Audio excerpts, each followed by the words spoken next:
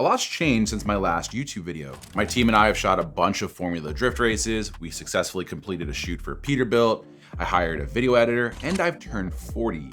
And just as exciting as all that, I've finally completed my RED Komodo Rig Build. Now today, I'm breaking down my rig to show you how I use it to get these jobs done. Now the starting point of most rigs is a cage. And in this case, we've gone with individual plates that attach to the sides of the camera. To add additional mounting points to the rig, I've gone with Bright Tangerine side plates and RS top plate. Now the side plates mount directly to the Komodo body and add multiple 3/8 and 1/4-20 mounting points. Now the top plate is where things get pretty special.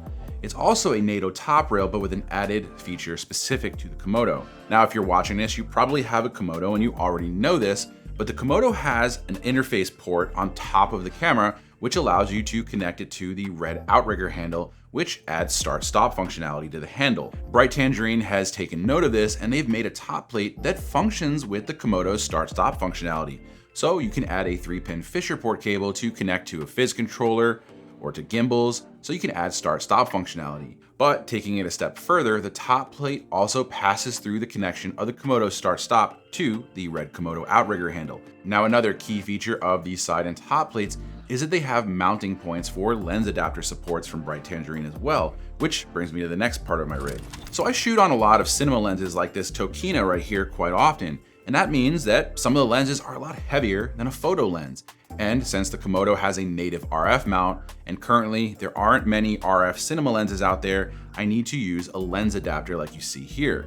When shooting on glasses with the PL mount, I use the Metabones RF2 PL adapter, and add extra support to the mount, I've added a lens support bracket here from Bright Tangerine. It simply attaches to the top and side plates, and basically gives me an added peace of mind that when using heavier lenses, I'm not going to risk damaging the Komodo's lens mount. Now, one of my favorite parts of the entire rig is the baseplate system. Keeping with the Bright Tangerine kit, I'm using the left field quick release baseplate. I kid you not, this is the most well-designed, high-quality baseplate I have seen yet. Now, the entire left field baseplate is built off of a universal 15mm LWS core. The core itself is where the 15mm titanium drumstick rods from Bright Tangerine are installed, but it's also the first part of the quick release system. Specific to the RED Komodo is a riser system, which sets the Komodo's height to 15mm LWS standards. Now, the riser I chose came with the DJI Ronin baseplate, which not only attaches to the Komodo and keeps it in place, but it also has a gear track that the DJI Ronin RS2 gimbal requires to mount to. Now at the bottom of the core of the baseplate is a mount for a standard RE dovetail mount. Now the baseplate I purchased came with a left field dovetail plate, but you can also use any standard RE dovetail like this 12-inch RE dovetail that I have from SmallRig. One of my favorite features of the left field's dovetail mount is that you can remove the camera system from a dovetail vertically. A lot of other dovetail mounts need to be removed by sliding the camera system forward and back on the dovetail, which can be a little slow and kind of hold you back sometimes. Being able to lift directly off of your base plate is just absolutely time saving. So if you couldn't tell already, I absolutely love the left field base plate system, which means it's really nice that it's an interchangeable system. I don't have to necessarily use it with only the Komodo. I could simply remove the riser and put a different base plate in so that it would adapt to other camera systems that I may use in the future or on different jobs. Since the design of the Komodo doesn't allow for a full-size cage wrapping around the body, there are a limited number of mounting points. Even with the side and top plates, rigging options are still a little bit limited. So this is where the cheese plate comes in. This cheese plate from Bright Tangerine is made specifically for the Komodo, and it simply attaches to the right side rail. I use this to attach accessories such as wireless transmitters, microphones, or even handles if I need to. The cheese plate has plenty of mounting points as well as a rosette for mounting and adding rosette mounted accessories. The cheese plate doesn't block any of the important parts on the Komodo, including the fans, as well as the incredibly horribly placed record button. Now here's a little trick that I came up with for this cheese plate. To help to manage the cables running to my monitor, I place a few sprigs on the inside of the cheese plate and simply clip the cables into place. This keeps my rig's cables nice and tidy, plus out of the way and protected from any potential snags. Now sometimes I find myself needing to use a shoulder rig. Whether it's to capture a long interview, or even if I'm just doing a lot of walking around and I want somewhere comfortable to rest the camera while I'm walking, I wanted a very comfortable, lightweight shoulder pad that was quick release. So that's where the new Kasbah system from Bright Tangerine comes in. Now, full disclosure, Bright Tangerine let me borrow the Kasbah system for a shoot out in California a few months ago, and after using the entire system for a full weekend, I just fell in love with it. Now, the system you see here, they happened to send me after the trip to California, but as with anything on this channel, Bright Tangerine is not paying me to say anything here. Now, with that being said, I simply love what Bright Tangerine has come up with their new Kasbah shoulder rig system. Starting with the shoulder pad here, this little pad looks very different than the traditional shoulder pads you may be used to.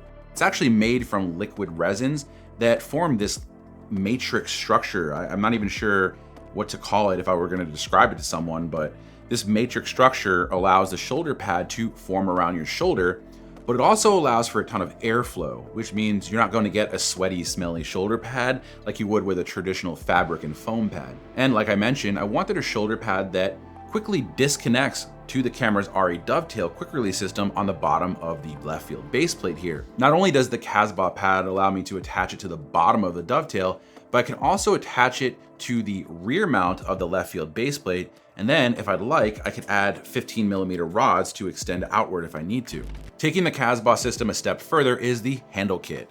Now, up until now, I've been using a Frankenstein of a bunch of different parts to achieve the same general handle system, but the Kasbah system ups the comfort and quality of my Frankenstein setup. The Kasbah system features hand grips made from the same material and manufacturing techniques as a shoulder pad, meaning that I'm going to have the same level of comfort and durability and breathability. So I've used a ton of different handles in my rigs from all different brands, whether wooden, rubber, metal, and I have to say that the Kasbah handles here are the absolute most comfortable handles I've ever used when operating a camera. The handle grips attach to rosette arms, which aren't shown right here, but they have a bunch of 1/4-20 and 3/4 mounting points, plus an RE locating pin, and then you have an adjustable 15mm rod bridge adapter with 19mm studio rod support. And since the rosette arms and bridge adapter are fully adjustable, I can easily flip the handles when going handheld to give myself left and right grips. I'm not kidding when I say this. The build quality of this system is just flat out incredible. There's something to be said about the attention to detail that a brand like Bright Tangerine gives their products. I would say that if I had to pick a Driven Films best camera gear of 2022, the Kasbah system would be taking the #1 spot. Some of you might gasp at this, but I've switched my matte box to the new Mirage from Tilta. I have a few reasons for this, and the Mirage honestly warrants its own review, but I'm going to touch on a few small points here. Now, first up, the Mirage is absolutely tiny, as you can see here, and it's very lightweight, but it packs a ton of useful features that are making shooting a little bit more streamlined for me. The key feature of the Mirage is that it has a drop-in style 95mm circular filter, which may seem pretty lackluster at first, but it's when you realize that Tilta has released not only a single stage ND filter for the Mirage, but also variable ND filters and CPL filters, as well as various third-party diffusion filters. You can also add 4x5.65 filters to the front of the Mirage, as well as expand it with different accessories. Now, where the Mirage makes a big difference for me is the drop-in CPL filter. Up until now, I've had to sacrifice a CPL if I've wanted to use a smaller matte box, which is a bit of a bummer since I shoot cars more often than anything. In fact, in my last How to Film Cars video, I explained why you want to use a CPL filter when filming cars. So if you missed that video and want to learn more about the CPL filters, be sure to check that video out. There's really so much more to the Mirage matte box that I haven't touched on in this video, and like I said, it really deserves its own review, especially since there are so many optional accessories. So if you guys want to see a review on the Mirage, let me know in the comment section below, and I'll do my best to bring that to you guys. Now, moving on to powering my Komodo, attached to my Komodo standard BP battery slots is the core battery plate. The plate passes power through to the camera and has 2-pin LEMO output, which I use to power my monitor. It also has DTAP and DC 5V USB port outputs to add some additional output options. If you've seen any of my other rig tours, it should come as to no surprise that I'm still using my favorite batteries, the Core SWX HyperCore Neo 9 Mini V-mounts. These are 98 watt/hour batteries, and when running the Komodo plus the 7-inch monitor at full brightness, they can last several hours. One of my favorite gear purchases of the year is the Small HD Indy 7 monitor.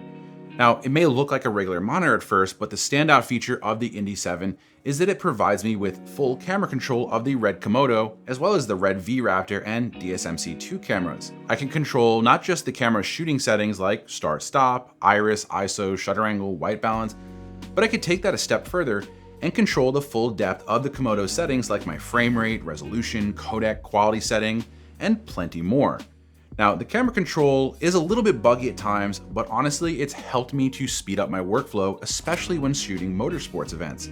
Now, sure, the Komodo isn't the best run and gun camera. In fact, I've been asked why I'm not shooting on a Sony FX3 or an FX6, but as I said in my follow-up review of the RED Komodo, the camera checks off so many requirements for me, the Indy 7 monitor simply makes it an even bigger joy to shoot with.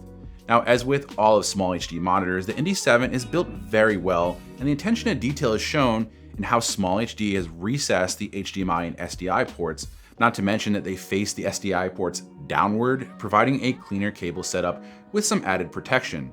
Now, without diving too far into the monitor, which like the Mirage matte box kind of deserves its very own review, the Indy 7 has plenty of tools and features for any camera operator, regardless of your camera, and the Pages OS makes flipping between tools and camera control pages very quick and easy.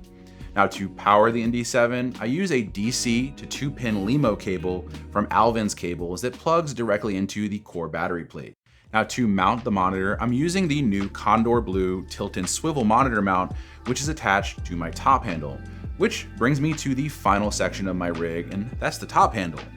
Now, the NATO top handle from Bright Tangerine here is lightweight, and it allows me to adjust the positioning of the handle either forward or backwards, and this allows me to keep the handle out of the way of the screen if I need to use it. Now, since the Komodo has a very awkwardly placed physical record button, at least in my opinion, I've added a micro start-stop trigger from Mutiny. Now, I can place this trigger anywhere that there's a quarter 20, but I like it here on the side of the top handle. Now, I've got it plugged into the Bright Tangerine RS top plate so I can quickly trigger and stop recording at the press of a button without fumbling around. So that wraps up my RED Komodo rig tour. If you enjoyed this video, do me a huge favor and hit the like button and drop a comment below letting me know what you liked most about the video. Also, if you want to see more videos like this one, be sure to hit that subscribe button and tap the bell icon next to it so you don't miss out on any of my future videos. Until next time, take care.